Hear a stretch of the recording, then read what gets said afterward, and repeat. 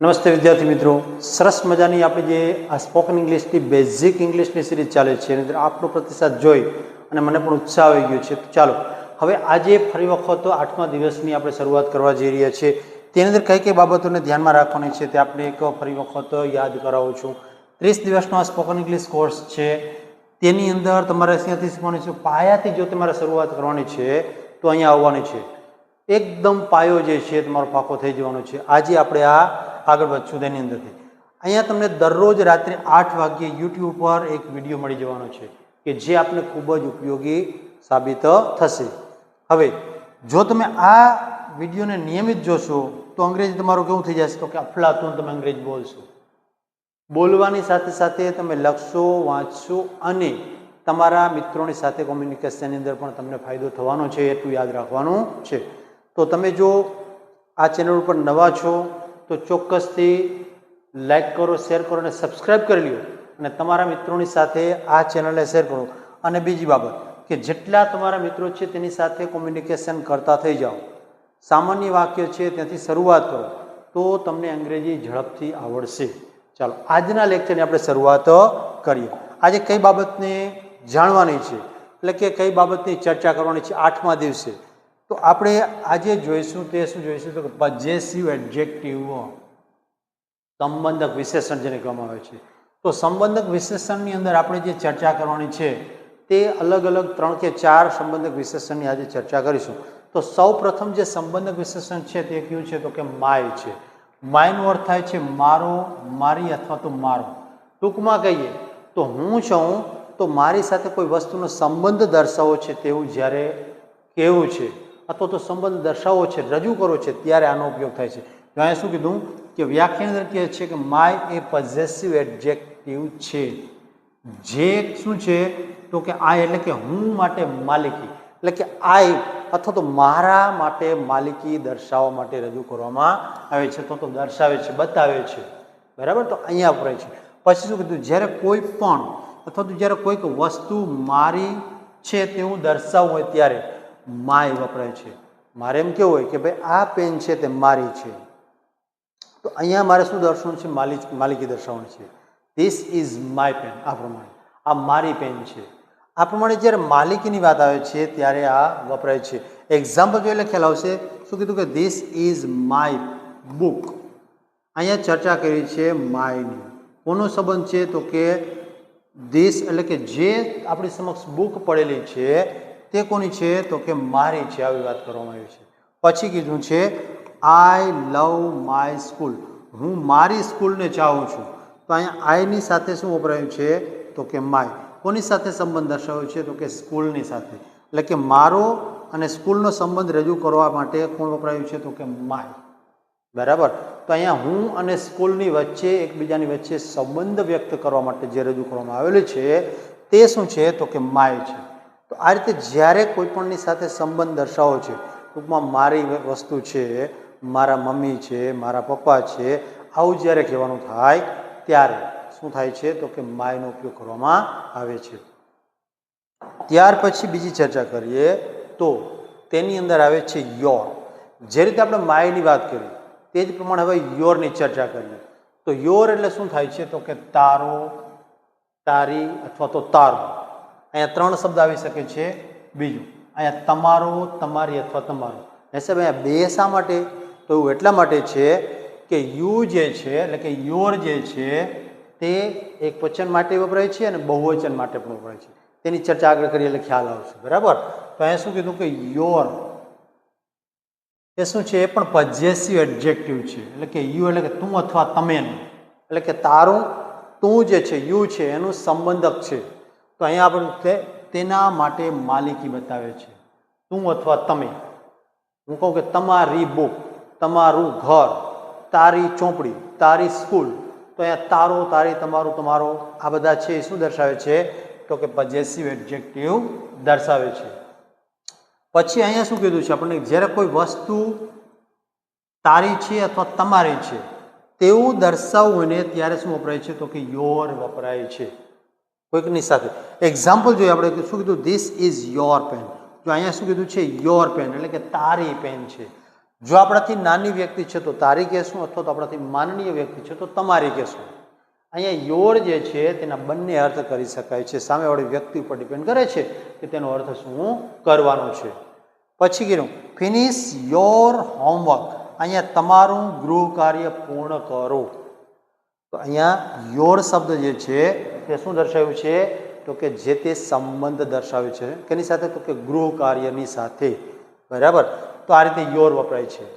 ત્યારબાદ ચર્ચા કરીએ તો શું આવે છે? તો કે હીઝ. અહીંયા દર્શાવ્યું છે હીઝ એટલે તેનો. જો કે તેનો નહીં, તેનો, તેની, તેનું આવી શકે છે, તેના. પણ બીજી બાબત ધ્યાનમાં શું રાખવાની છે? તો કે આ છોકરા માટે એટલે કે પુરુષવાચક છે. જ્યારે કોઈ પુરુષની સાથેનો સંબંધ દર્શાવવો છે તો ત્યારે તે એટલે કે હીઝ વપરાય છે. એ જોઈ શકીએ છીએ કે હીઝ એ પોઝેસિવ એડજેક્ટિવ છે. તે હી એટલે કે તે પુરુષ માટે. કેના માટે છે? તો કે પુરુષ માટે વપરાય છે. પુરુષ માટે માલિકી બતાવે છે. એટલે કે હી છે તે શું દર્શાવે છે? પુરુષ છે. અને હી ઝ પુરુષ માટેની માલિકી દર્શાવવા માટે રજૂ થાય છે. આગળ જઈએ તો છોકરા એટલે કે પુરુષની સાથે સંબંધ દર્શાવવા માટે હીઝ વપરાય છે.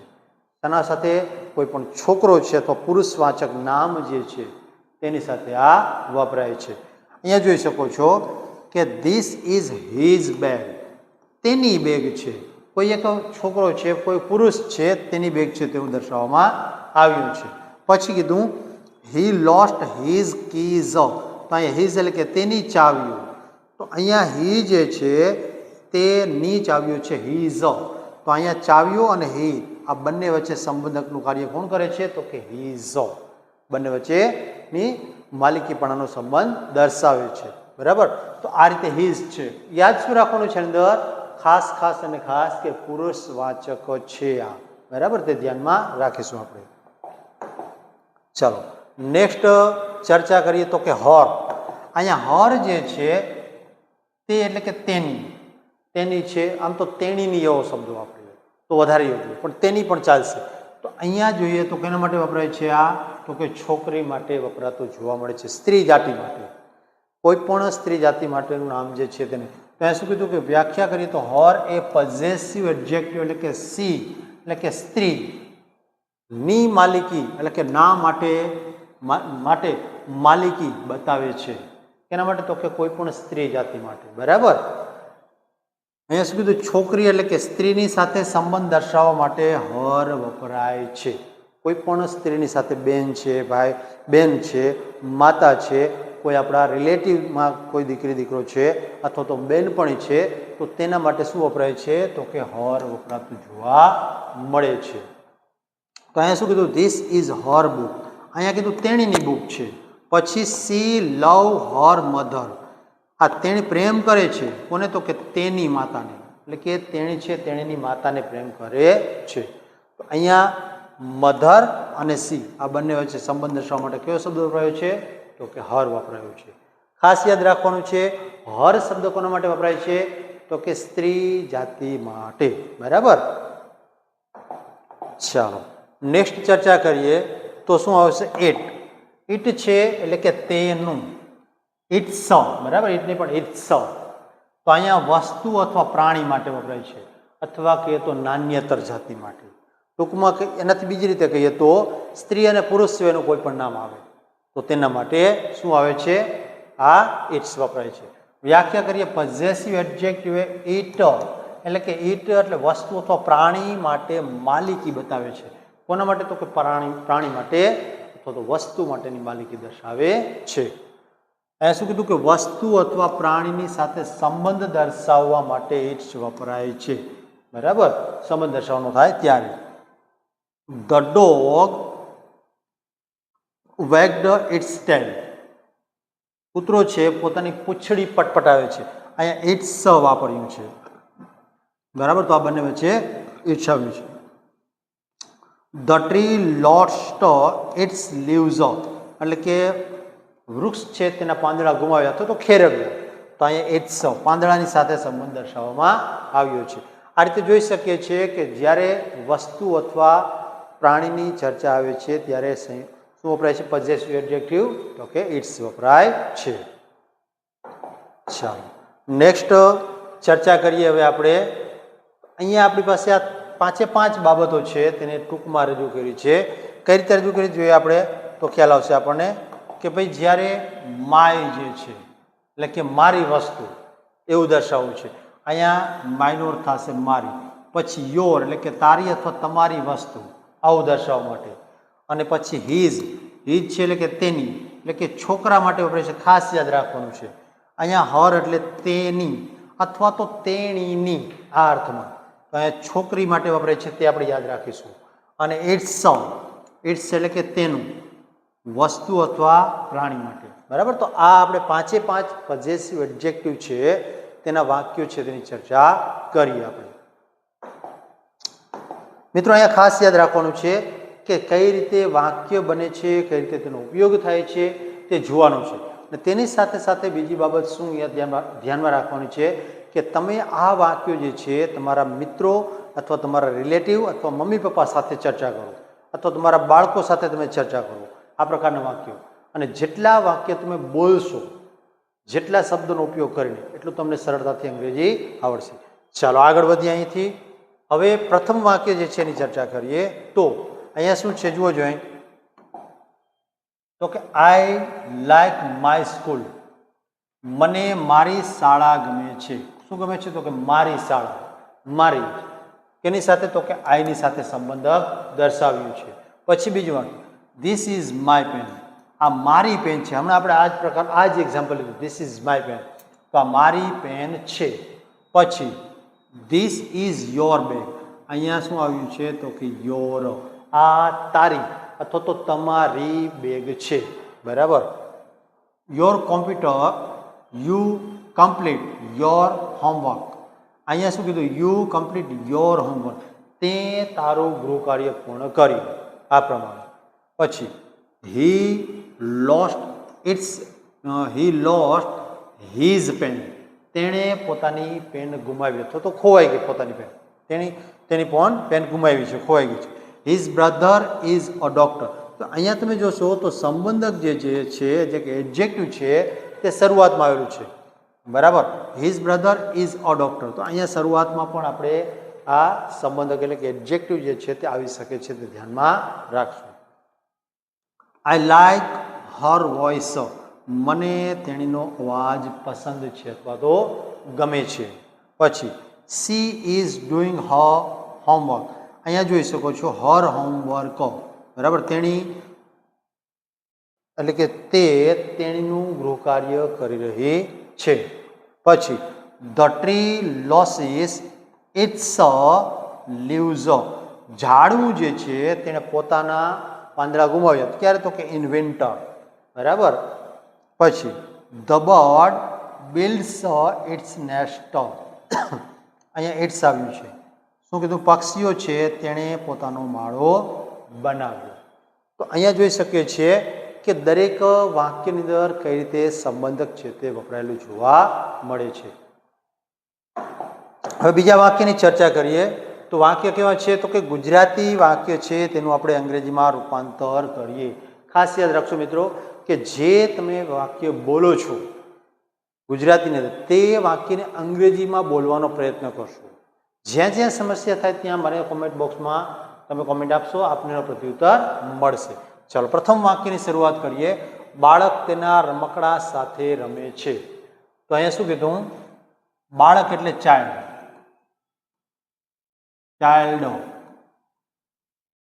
અહીંયા આપણે સાદો વર્તમાનકાળ લઈશું કેમ કે નિયમિત રમતો હોય છે એવું આપણે ધારી લઈએ. તો અહીંયા શું કીધું? ચાઇલ્ડ પ્લેઝ ક્યાં? તો કે વિથ હિઝ ટોયઝ. વિથ અહીંયા ઇટ્સને પણ આપણે હિઝ લઈશું. શું કહીશું? આમ તો ઇટ્સ લઈએ તો ચાલે, આપણે કીધું ને કે બાળક માટે ઇટ્સ વપરાય, પણ આપણે હિઝ લઈશું. પ્લે વિથ હિઝ ટોયઝ, બાળક પોતાના રમકડા સાથે રમે છે. બીજું, બિલાડી તેનું દૂધ પીવે છે.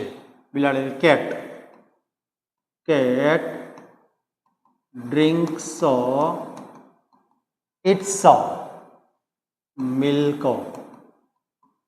બરાબર. આ પ્રમાણે પછીનું વાક્ય શું છે તો કે પછીના વાક્યની ચર્ચા કરીએ તો આ તેનું પુસ્તક છે.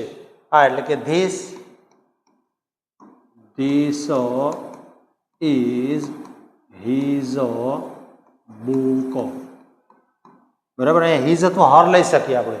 શા માટે તો કે તેનું જે છે એટલે અહીંયા કદાચ આપણે હિઝ અથવા હર પુરુષવાચક અથવા સ્ત્રીવાચક ગમે તે લઈ શકીએ છીએ.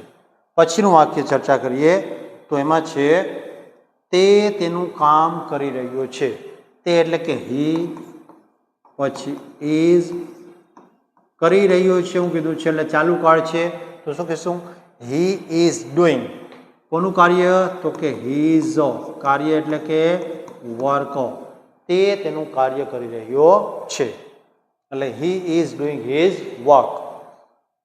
આ તારો થેલો છે તો એની ચર્ચા કરીએ શું કહીશું? આ એટલે કે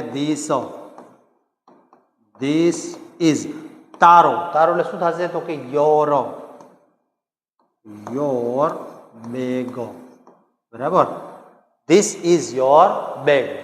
પછી મને તારી શાળા ગમે છે. અહીંયા શું કીધું? મને તારી શાળા ગમે છે. તો મને એટલે કે આઈ. અહીંયા શું કહીશું? મને એટલે આઈ. અને ત્યાર પછી ગમવું એટલે લાઈક. I like. અહીંયા મારી કીધું છે, તારી નહીં પણ શું કીધું? મારી શાળા. તો મને મારી. I like my school. I like my school. પછીનું વાક્ય છે મારા પિતા બેંકમાં કામ કરે છે. તો શું આવશે કે માય ફાધર વર્ક. પણ આપણે શું લઈશું? Works in the bank. શું કહીશું? In the bank. બરાબર. તો મિત્રો જોઈ શકો છો કે કયું વાક્ય છે તે કઈ રીતે સંબંધકની સાથે અને કઈ રીતે ગુજરાતીમાંથી અંગ્રેજીમાં રૂપાંતર થાય છે. બરાબર. આ વાક્ય જે છે આપણી જાતે એક વખત લખો. અહીંયા વિડીયોમાં જોઈને એક વખત ચેક કરી લો કે ભાઈ તમને કેવું ફાવી ગયું છે. પછી આ વાક્ય છે તમારી બુકમાં લખો અને તેનું અંગ્રેજી તમારી જાતે લખવાનો પ્રયત્ન કરો અને પછી જુઓ કે ક્યાં આપણે મિસ્ટેક થાય છે, ક્યાં ભૂલ થાય છે. અને આ નાની નાની ભૂલો છે તેને સુધારો અને આગળ વધતા રહો. બરાબર. તો આ વિદ્યાર્થી મિત્રો આપણે જે તમને ચર્ચા કરીએ છીએ કે ભાઈ દરેક દિવસના કેટલાક શબ્દો છે તે તૈયાર કરવા છે, સ્પેલિંગ. જો આ સ્પેલિંગને તમે તૈયાર કરતા રહેશો તો ઉપયોગી થશે. હવે અહીંયા તમને કેટલાક સ્પેલિંગ આપ્યા છે તેની ચર્ચા કરીએ તો પ્રથમ શું કેવો શબ્દ છે તો કે પ્રથમ શબ્દ છે વ્હીલ એટલે કે પૈડું. ત્યાર પછી લેગો પગ, લૂઝો એટલે કે ઢીલું, બીક એટલે કે ચાંચ, પછી છે ગ્રાન્ડ ફાધર એટલે કે દાદા, પછી છે નીસ એટલે ભત્રીજી. નીસ અથવા તો નાઇસ પણ વાંચી શકાય. બરાબર, ભત્રીજી અથવા ભાણજી. પછી કીધું છે કઝિનો, પિતરાય ભાઈ અથવા બહેન. પછી બ્યુટીફુલ એટલે કે સુંદર. પછી છે નેફ્યુ એટલે કે ભત્રીજો અથવા ભાણેજો. ત્યાર પછી ડોટર, ડોટર એટલે કે પુત્રી. પછી ફાધર ઇન લો એટલે કે સસરા. પછી છે સન, સન એટલે કે પુત્રો. બરાબર. એક શબ્દ સ્ટ્રોંગ એટલે બળવાન અથવા મજબૂત. તો વિદ્યાર્થી મિત્રો આ શબ્દો જે છે તેનો ઉપયોગ કરીને તમારે વાક્ય બનાવવાનો પ્રયત્ન કરવાનો છે કે જેથી કરીને આપણી પ્રેક્ટિસ છે તે સારી રીતે થઈ શકે. બરાબર. ચાલો, તો આ છે આજનો આપણો આ લેક્ચર. આપ સૌને best of luck, best wishes અને આપનું અંગ્રેજી જે છે તે સારું દિવસે ને દિવસે થતું રહે એવી અપેક્ષા રાખીએ અને આજના લેક્ચરની પૂર્ણાવતિ કરીએ. જય હિન્દ અને જય ભારત.